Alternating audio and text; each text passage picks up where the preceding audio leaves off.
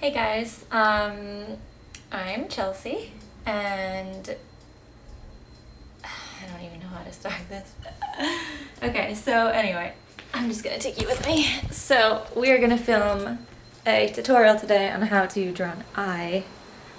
This will be my first one ever, so we'll see how it goes. I'm gonna give you like the full-on setup. I watched like a few videos and in preparation for this, but I mostly got sidetracked and then ended up watching makeup tutorials, which I don't even use anyway because I do the same damn thing every time. But as this is Chelsea with MTV Cribs, here to show you my crib. So this is where all the magic happens, and this is where the magic will happen today. So first off, I have my tripod weighted with an actual weight. I don't know if that's really how you're supposed to do it. Jessie's probably gonna kill me when she watches this video. But yeah, so that's it. I got number 1 light over here, number 2 light over here, strung up. It could be really unsafe. I might end up breaking my camera due to this, but we'll see. Anyway, so they're both white lights because I hate yellow lights. They hurt my eyes and I get a better, clearer view when I use white lights on white paper. So a few things.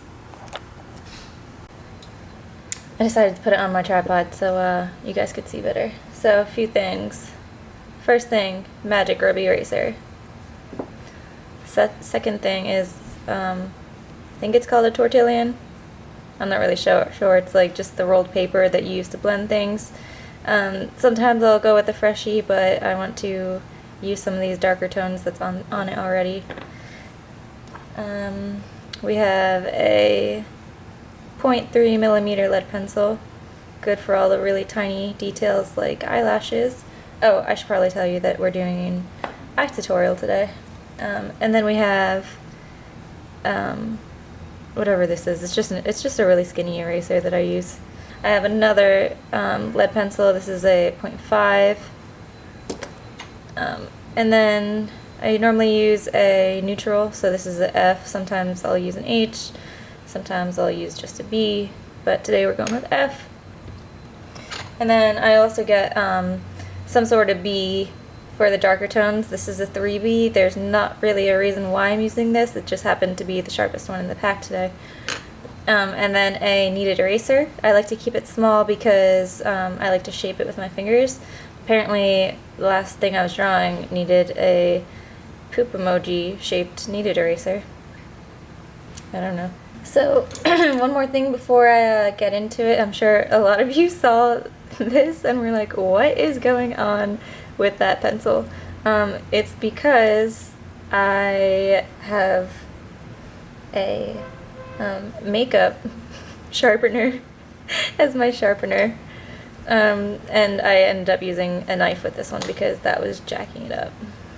So, moral of the story, don't use an eyebrow pencil sharpener. First off, the most important thing is clearly to tap your paper. No, but seriously, you need to inspect your paper, make sure that there's nothing on it that's going to mess with the integrity of what you're drawing. The second thing that you need to do when drawing anything is to look at the photo you are drawing. Look at it so much that you know it like the back of your hand. And if you're not drawing from a photo and if you're looking at real life, stare at it. Just look at it! Look at it! Look at it! Look at it! This will help with your speed when you're drawing. This will help the actual drawing. And this will also help your hand-eye coordination. So when you're starting the drawing, you kind of start with the general shape. So this was an almond-shaped eye, so I kind of started with the almond shape. And then you go in with the size of the actual iris, kind of put in the crease, and then you can give in the general outline for the eyebrow as well.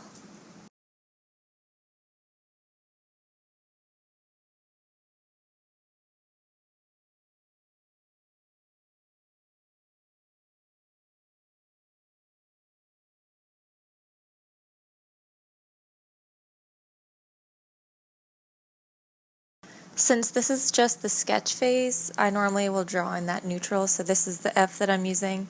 And obviously it's not perfect, so as you continue to draw, you go over the lines that you made, correcting what you need, erasing what you have to, if you have to.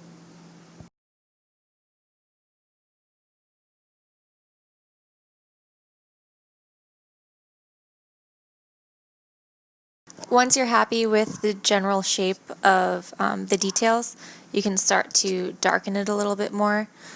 Here I'm putting in the pupil, and that kind of like, I don't even know what shape that is, just like line squiggle basically. That's where the reflection on the eye is going to be, and you'll see once we get further along in the photo, the eyelashes are actually casting a shadow on that reflection. So in the end, it makes, this type of eye really beautiful. Here I'm just darkening the crease a little bit. Next I'm sort of blocking out where the shadows are going to be. If you can kind of feel on your face, your eyebrow bone, for most people, sticks out over the eye. So that's kind of why I'm doing these sweeping motions upwards, because the shadows will be within those.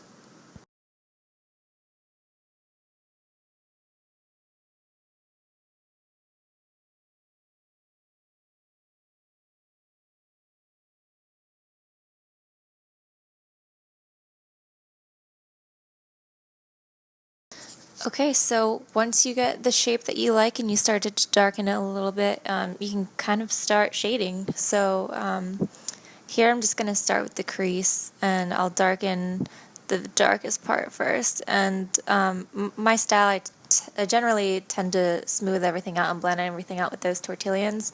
So I'm not trying to make it too perfect here. You can see right now how I'm kind of blending. So it never really has to be, like a perfect straight line. You'll fix it after you blend, because blending, you'll blend and you'll blend and you'll blend, basically. So just until you kind of are happy with it. So the best way to get the most even blend is to kind of move in a circular motion and to keep the same pressure that you're putting on throughout the whole way. So if you want it darker, add a little more pressure, or darken it a little bit more with some bees or your lead pencil. And then if you want it lighter, you can kind of go back over it with a kneaded eraser towards the end. So you'll see here I'm just kind of trying to make it all even, so you'll see me going back and forth between the circular motion. I do a lot of long strokes too. I just, whatever works for you. There's no really rhyme or reason for this. I want to add a little bit more darker hues, so I'm going to darken this up and again continue my circular blending.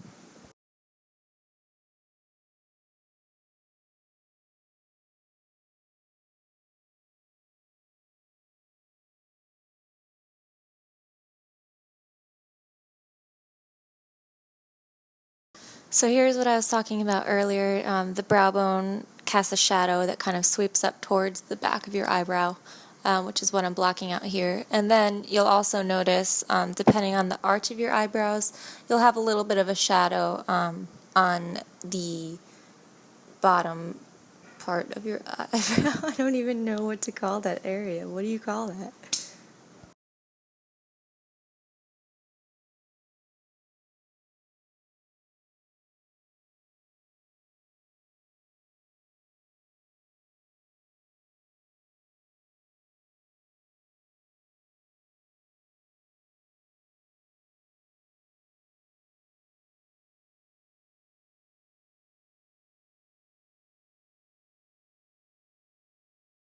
You'll see me start to pull out the highlights with my kneaded eraser / emoji poop.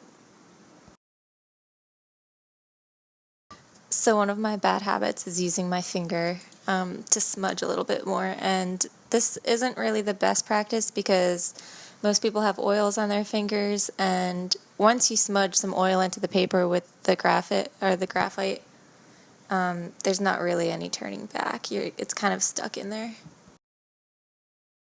Here I'm just kind of generalizing and blocking out where the eyelashes are going to go. This is one of the darkest parts on this eye in particular. It really varies from eye to eye, so like I said, just kind of study what you're drawing, look at the values, look at the tones and where you need to shade, and look at what's different about the eye too, compared to your eye, compared to others' eyes. You know, it's only going to help you in the end once you start to realize, oh, this person has a really high arched eyebrow. I should probably give them, you know, the huge arch, or like these people don't really have almond shaped eyes, they have more round or like walnut. If that's a way to describe someone's eyes, I'm not sure.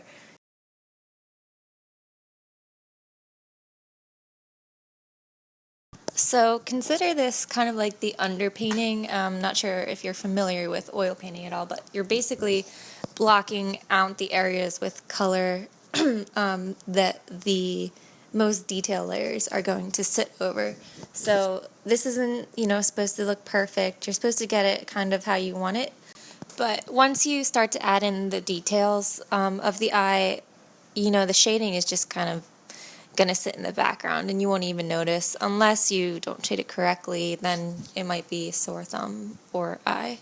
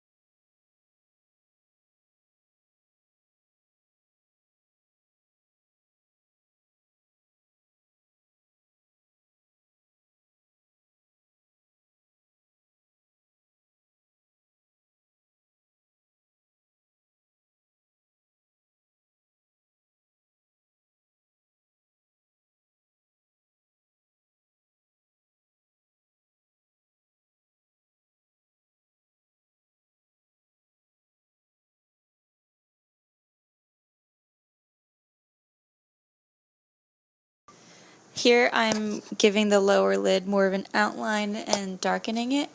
I'll lighten this up, you know, later as I go, but for now I'm just kind of giving it the darkest shadow as possible.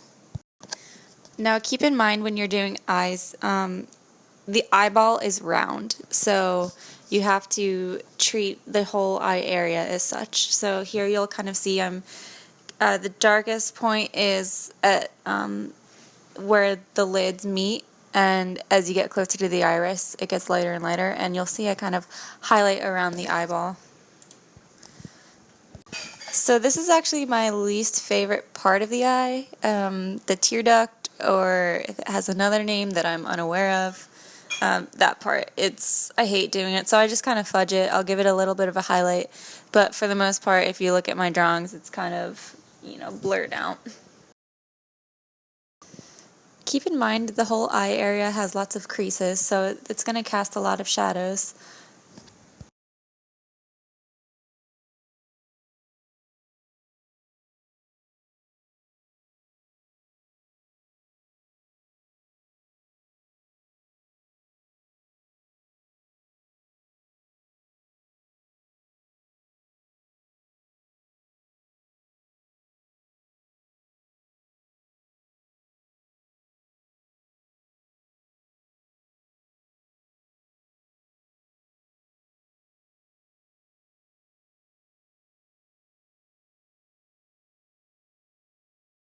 Now, down in the lower part of the lid, you can make this as detailed as you want or as generic as you want. I kind of do a mixture of both, so I'll just kind of give like a hint of some wrinkling and of some creasing, but for the most part mine will be pretty blended.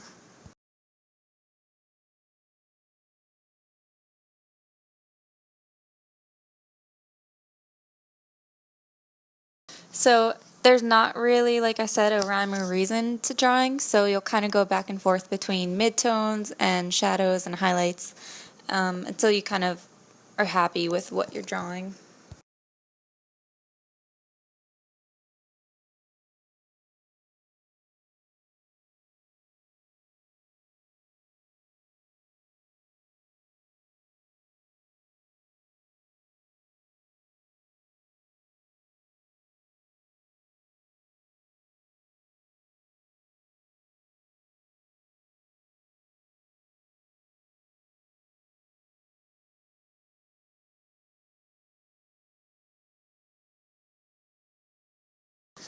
So I always start with the outside of the iris because on most people it tends to be the darkest. I'll set in the darker tones and then I'll work from there.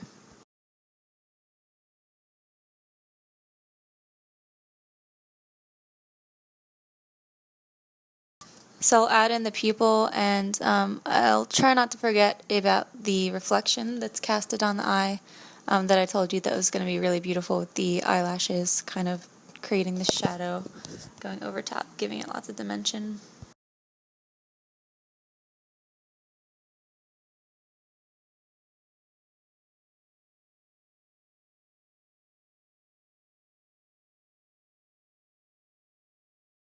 So since the eyelashes do cast a shadow, I've noticed, I don't know if other people do or maybe I'm wrong, but the lightest part of the iris, I guess, is actually closer towards the bottom. So when you're blending, if you accidentally blend into part of the highlight, don't worry. I actually prefer doing that and then pulling out some more highlights with my eraser. I feel like it looks a little softer when you do that, and it looks a little less intentional.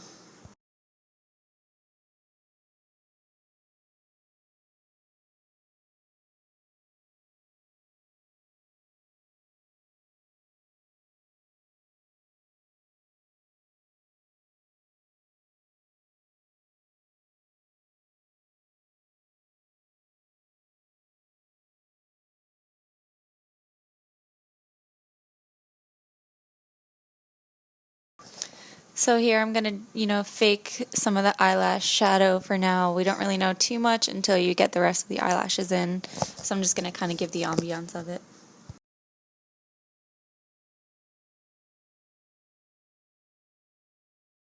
So before I knew that these erasers existed, I used to get my magic rub and cut it with a X-Acto blade into these little tiny slivers to try and pull up little teeny highlights like exactly what this eraser does, but I had no clue that it existed.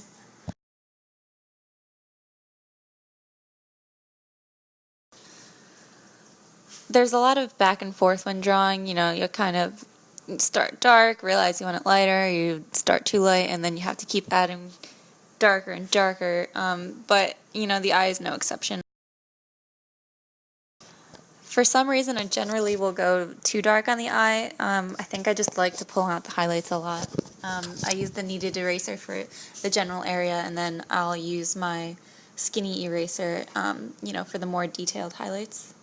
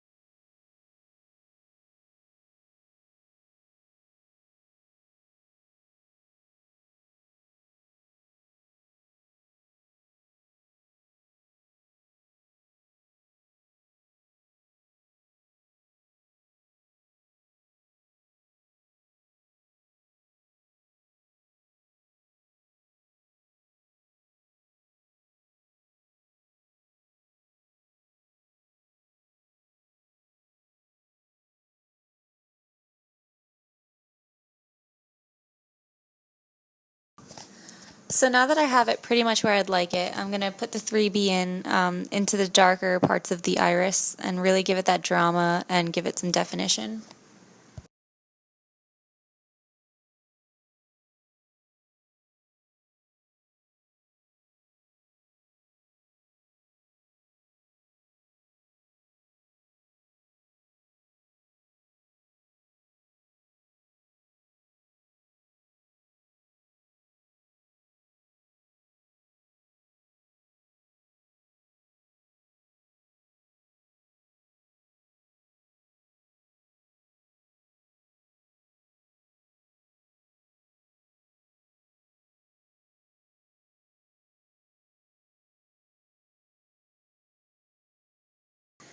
Depending on the shade of the eyebrow, I'll normally go in with a little bit of a smudge stick to kind of give it a general tone before I really start going in with each hair. So the rule of thumb for eyebrows, for most people, is the starting point of the eyebrow leans up, and then as it moves towards the outer side of your face, it angles until it's almost angling down.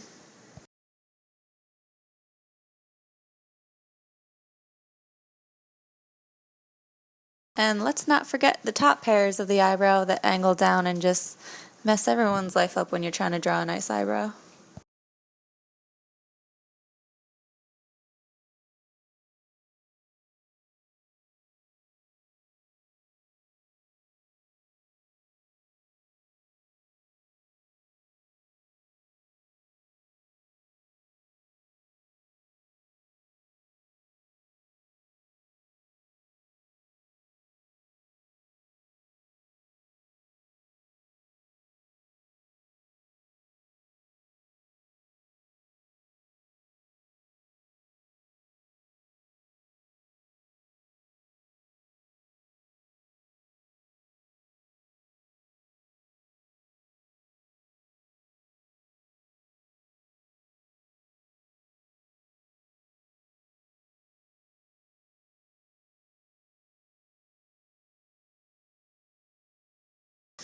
I'll normally jump back and forth between the two lead pencils. The 0.3 was too skinny for these eyebrows. They're kind of bushy, so I'm going to use the 0.5.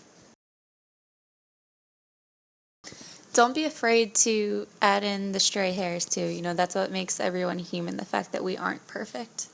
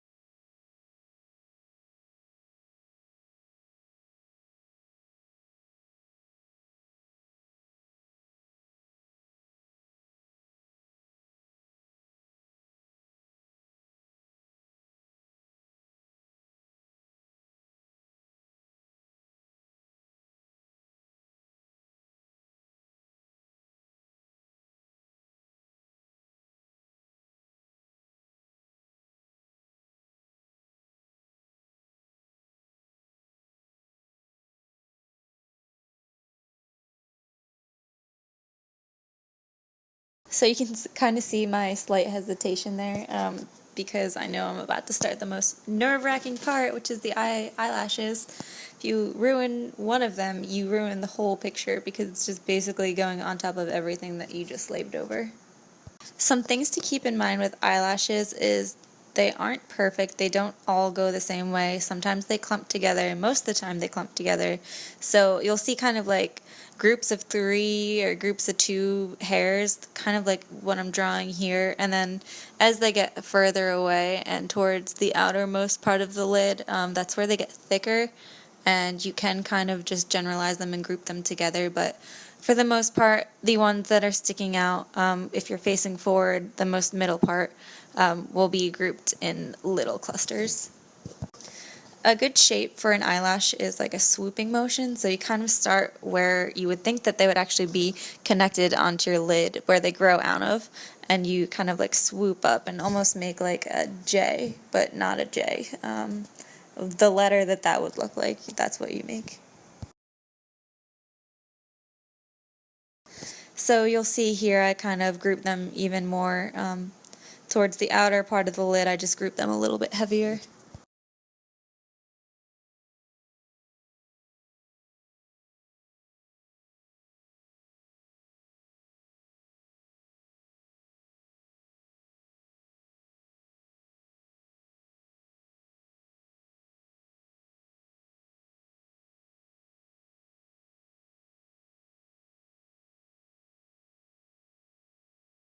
So I know you couldn't see it because my big hand was over it, but I was outlining again the bottom lid.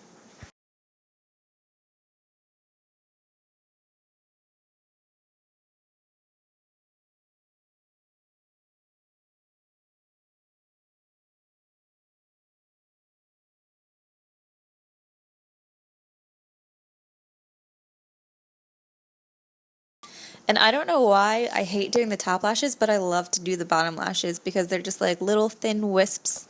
Not a lot of them also grouped together, but they kind of go in all directions. And I just really love just kind of defining like one eyelash basically.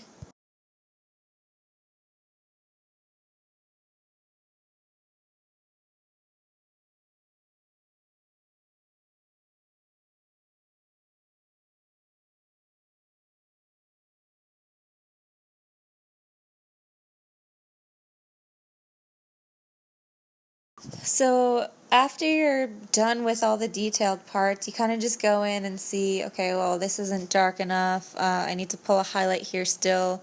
This eyebrow hair is facing the wrong way. Let me just erase this and put it back in. Let me add another eyelash here and there. You just kind of fix it up to the point where you're like extremely happy with it, and you can move on to say maybe the other eye, but since this is a tutorial, this is the Cyclops.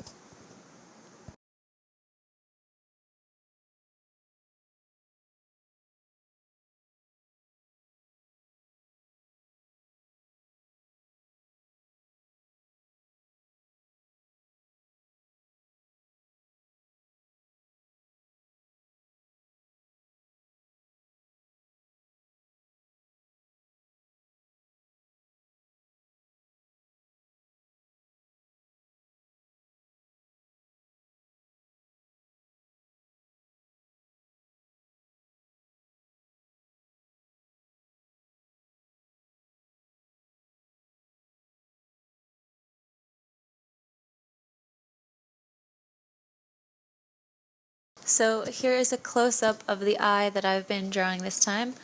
There was a huge glare on it from where my light was sitting, so the close-up just looks a little bit darker than what it was. And there you have it. An eye. It's an avocado. Thanks. So thanks for watching. I hope I didn't bore you entirely too much. I hope you don't think that I'm a really crappy artist now after this. Everyone has their days. This may or may not be one of mine. But yeah, anyway, tune in for the next ones.